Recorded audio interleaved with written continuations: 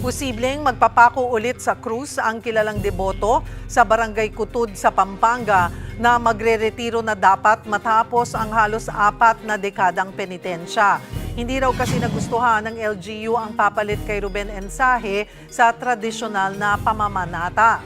Mula pa 1986, pumapasan at ipinapako sa krus si Enahe tuwing Biyernes Santo. Titigil na sana ang 65 anyos na deboto dahil sa katandaan. Para sa akin po, hindi rin po siya fit para maging Kristo talaga. Dahil siya po ay isang kalbo. Hindi po siya pwede magpagsuot ng wig. Alam nyo naman po sa akin, pag sinipa po, kahit isang metro, tumatambling na po. Paano po pag naalis yung wig niya, hindi po solid yung tradition doon, kundi katatawanan ng mangyayari po doon. Tulungan na lang po ninyo pagdasal hanggang sa Biyernes Santo.